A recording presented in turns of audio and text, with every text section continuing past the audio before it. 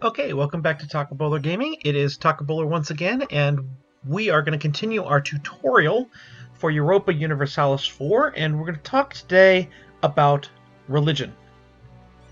So I wanted to start with Spain, just because Spain was one of the countries. Castile, really, is one of the countries that I suggest playing in the early, your first two games.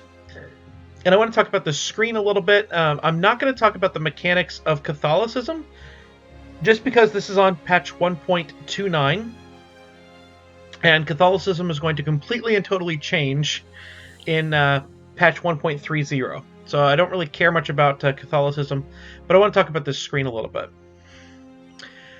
So you have your faith right here, which is Catholic for Spain. And then the symbol for that faith. Each faith has its own symbol. And then you have tolerance of the true faith and tolerance of heretics. And I assume those are modifiers. And then you have what the actual tolerance is. So tolerance for the true faith, Catholic faith, is at 7. Okay, so yeah, these are modifiers of just being Catholic, I guess. That is at +7. So all provinces that are Catholic, because of the things that I have there, a base of 3, being Catholic makes it 4, the 100 legitimacy makes it 5, presumably, 50 legitimacy would be 0 there, below legitimacy would be negative. And then devoutness, which is probably a modifier or a idea that has been taken. Yeah, religious ideas. Right in, tolerance of the true faith +2, so that's where it comes from. 7. Let's go to a Catholic province. And over here, I can see that you can see their tolerance -7. So because it is Catholic, the tolerance of the true faith, this is how much resistance or what is that called? Unrest I get is -7, minus whatever this number here is. Let's go over here. Tolerance of heretical beliefs. That would be Anglican, Protestant, Reformed, Orthodox, or Coptic. Is currently at -4. Base value of -1, Catholics would make it, or base value of -2, Catholics make it another one. Legitimacy gets it to go up again. But then there have been a couple of things that I have passed, a couple of decisions that I have taken that have lowered that. So a few of those probably are some religious ideas. They're not. Okay. There's some things here, perhaps. But we're at -4. And your maximum tolerance toward heretics is a +3.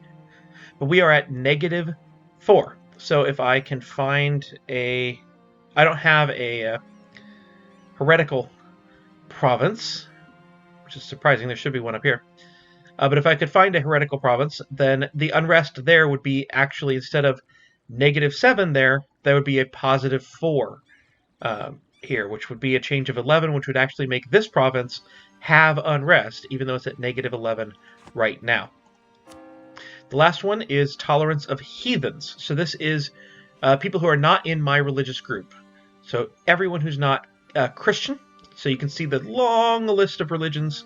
There are many, many religions in this game. Long list of religions that are not Christian. All of them would get the modifier from this number, which currently has no additional modifiers, just a base of -3 and lowered to -2 because of my 100 legitimacy. So if we go to Leyte, probably somewhere in Africa. Oh, it's in the Philippines. If we go here, you can see that intolerance of +2.50 is there. So -2. So a little bit of intolerance, I guess, for anyone and everyone, no matter what. Now, you can fix that, of course, by making them all Catholic. You do that by using one of your missionaries. As Spain right now, I have 4 missionaries to send. You start off with only 1. You can get a couple more through religious ideas, or you can get 1 more through religious ideas. And then Spain currently has enacted counter-reformation as a decision in a previous place before this game started, and that gives them 2 more.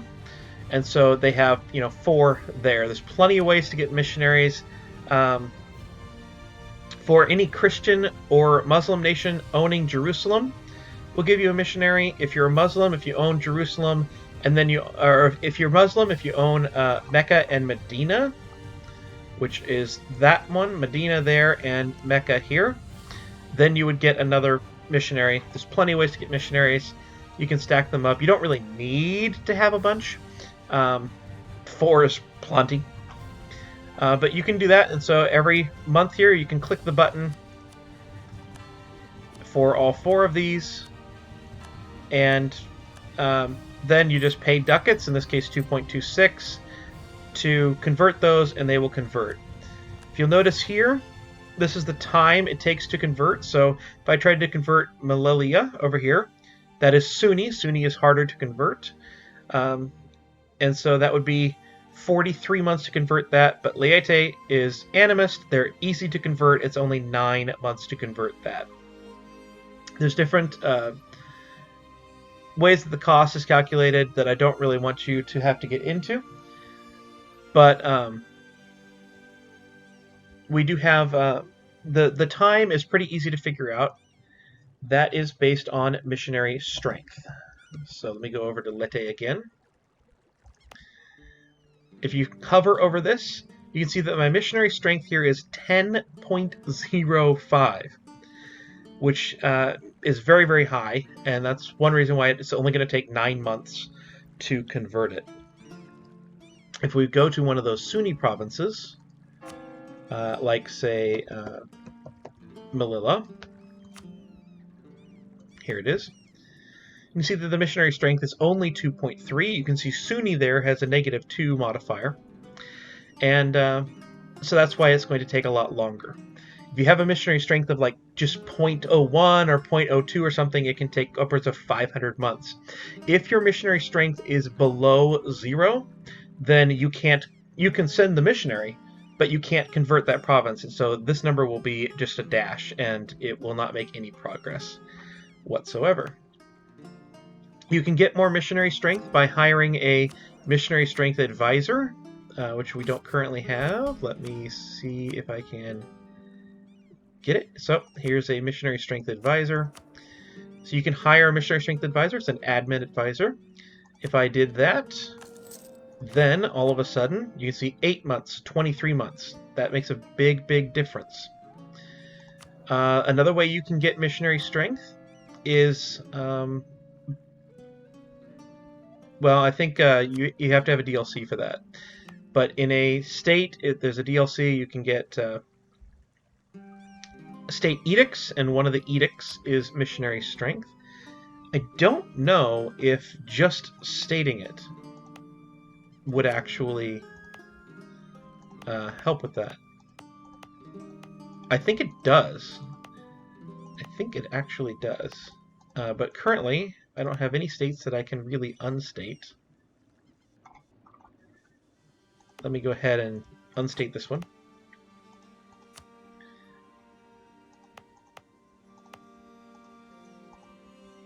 Oh, I can't.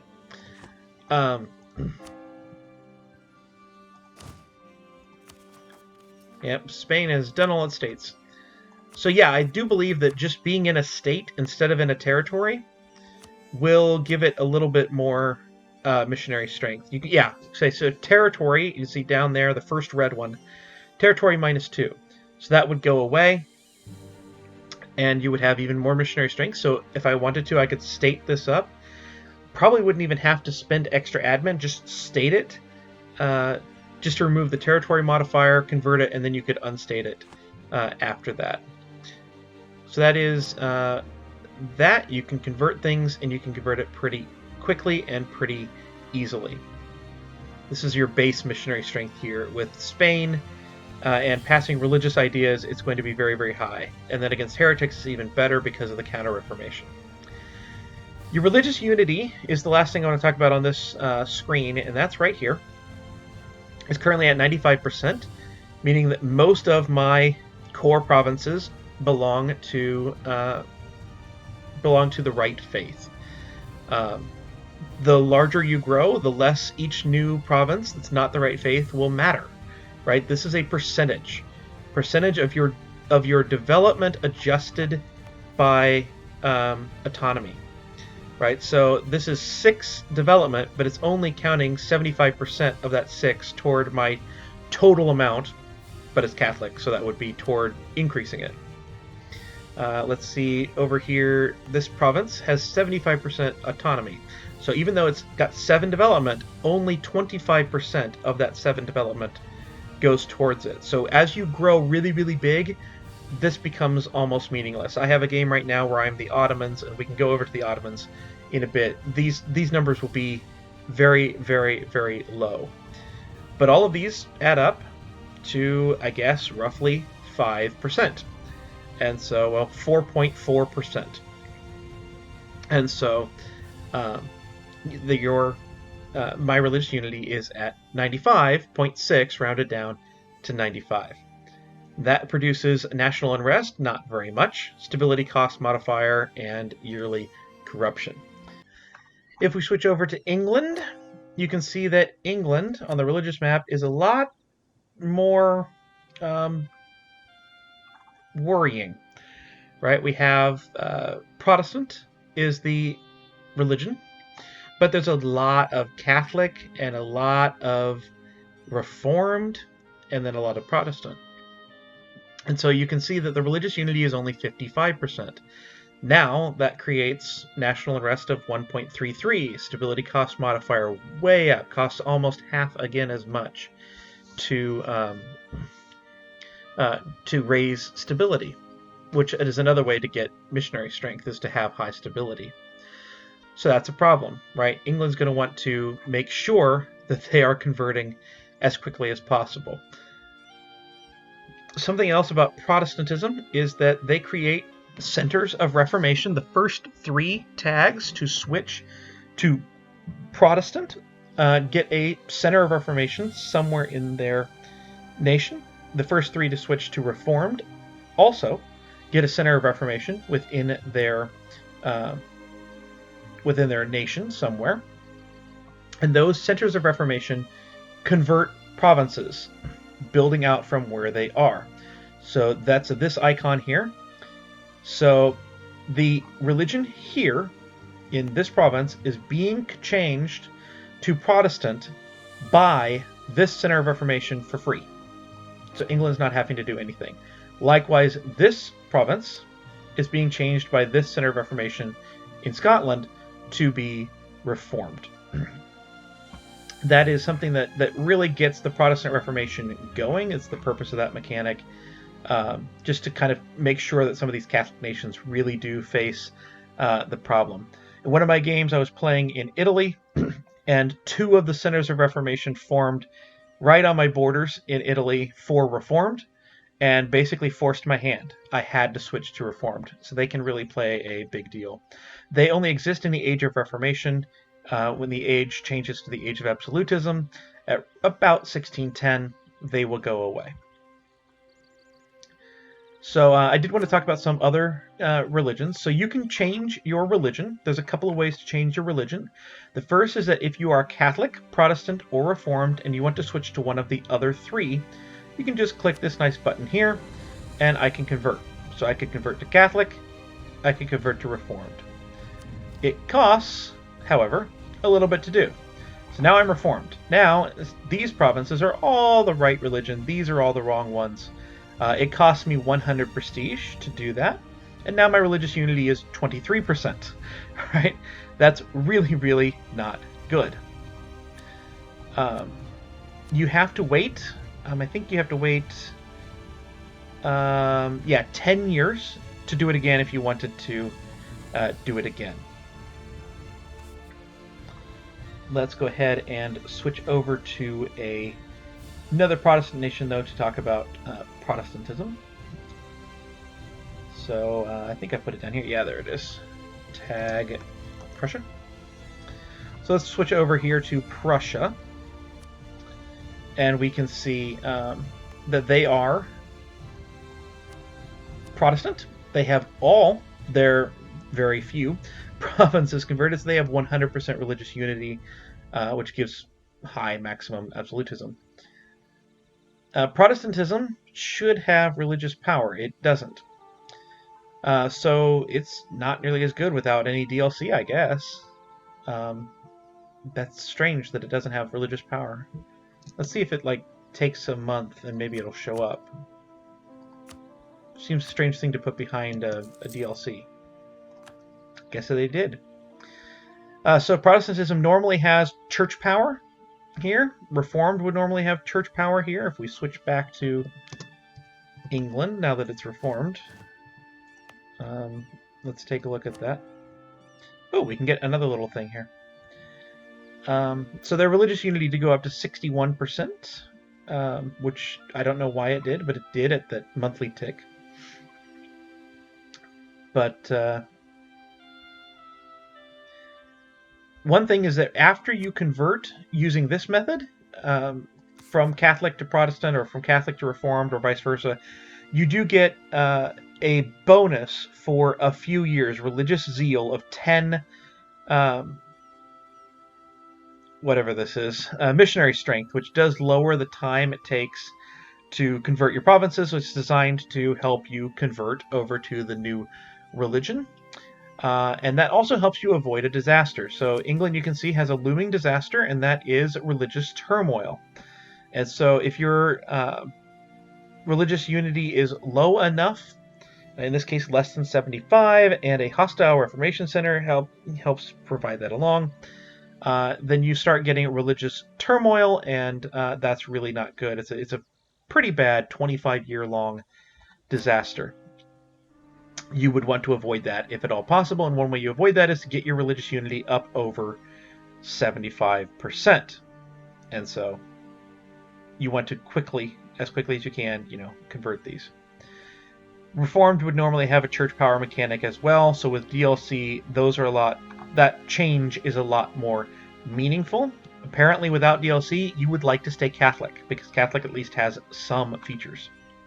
The last thing I want to talk about is the title of Defender of the Faith. So let's get here. Well, the last thing I want to talk about for Western Christians. Let's give myself enough cash. We can take Defender of the Faith. Defender of the Faith will give you an extra missionary, which usually is actually the only reason I take it. But you spend 500 gold, you get an extra missionary. So I would move from 1 to 2 here, which would really help me convert my provinces quickly to get rid of that looming disaster.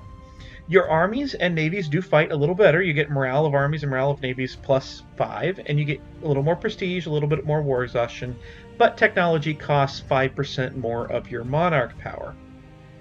The other important thing about Defender of the Faith is that should any of the nations that are not your religion, in this case not Reformed, attack a Reformed nation, they might call you in to defend the faith because you're the Defender of the Faith. So you might have to answer a call to actually go and do that. The Defender of the Faith mechanic is being reworked slightly in 1.30. It is going to work more to help ensure that you are actually defending a faith and not just conquering a faith. So you can't get out of being called into a war by owning all Reformed provinces. You get bonuses based on how many different tags are of that faith. I think you still get a missionary either way, but I know the morale of armies will be greater the more nations are in it, and there's a few other changes to that Defender of the Faith mechanic. Now I do want to talk about some other religions. So you have here we have Orthodox, and that's this color here. Orthodox, if you have, I think it's Third Rome as a DLC, Orthodox gets a bunch of mechanics and makes it usually considered one of, if not the strongest religions in the game. With DLCs, with all the DLCs, I think Protestant is the strongest religion in the game, with Sunni up there as well, but Orthodox does come in as a pretty high kind of religion. It's an important religion. You have Sunni here. And so Sunni is a very important religion, and it is the dark green. Shia is a lighter green, and then Ibadi is this kind of weird color, if it survives this late. Ibadi is here. It's another Muslim faith. These are the three Muslims. Now, let me go ahead and switch over to the Turks. And I want to show a little bit of that. Now, when you are the Ottomans, I'm now the Ottomans, you have a different mechanic. This actually shows up without DLC. Fantastic. So they have piety, and you gain piety by attacking, I think, non-Muslim nations, or at least not Sunni nations, and you lose it by attacking Sunni nations. I usually wind up going toward legalism over here, which is high piety, and that helps to get taxes and manpower modifier, and technology cost goes down. Mysticism gives you missionary strength, morale of armies, and fort defense, but it's really, really hard to get all the way down here when you're attacking. You know, there's only so many Sunni nations in the game to drive it down. But that is a different religion, and importantly, you can't use this button to convert to Shia or anything else. The only way to convert to Shia would be to find a province that is Shia or Orthodox, right? We could do Orthodox here, or Protestant. Any of these would work, or Coptic. We'll talk about Coptic in a moment. But you would do this, and then let's find Marib. I don't see the red. There it is. Okay. It has unrest of negative 0.64. That's probably not enough. I might have humanist ideas. I have humanist ideas. You probably can't convert at humanist ideas. But the idea would be that when you pick a thing here, so let's just pick one of the Orthodox ones, Bosnia. It's going to take a really long time. And so here we are. There it is. Unrest of 2.5. Active missionary gives 6 unrest. So that puts unrest in the province of Bosnia. And hopefully they will create new rebels. Namely, Orthodox zealots. That's what we're looking for.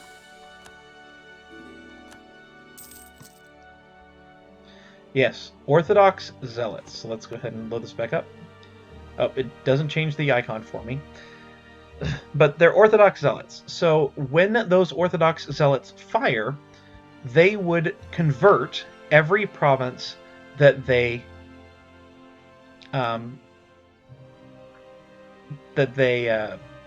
occupy. So I would definitely want to mothball this fort when they fire, so that they quickly occupy this one, maybe mothball some of these other forts around here. Now, importantly, in this case, if you have vassals, which the Ottomans have a vassal in Ragusa and Wallachia and Transylvania and Moldavia, they will come and deal with your rebels. That would be a problem. You need to have your rebels occupy most of your territory. At least 50% of your territory has to be the religion in question.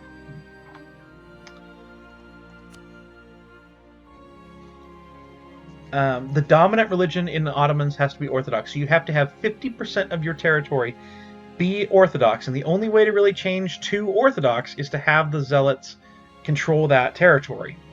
But if 50% of your land is Orthodox, and I think they have to also control your capital, then you can click Accept Demands, and you can convert to Orthodox.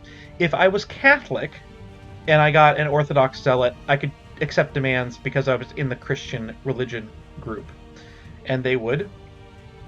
Then the nation would convert from Sunni to Orthodox. That is the other way to convert. And when you're Sunni, it's the only way to convert, right? You cannot hit this button to convert to another religion. I want to talk about Coptic down here. Ethiopia is Coptic. There's a couple of other Coptic nations at the start. Coptic is considered a very powerful religion, but there isn't very much of it. So you're going to be converting pretty much everything you take.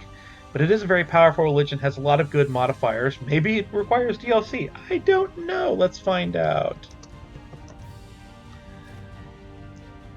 Ethiopia, yeah, doesn't have any of the modifiers, so it would definitely require a DLC. Importantly, Ethiopia has the only Jewish province in the game. This is, I don't even know how to pronounce that. Namibia? So if you want to play as Jewish, you need to do that.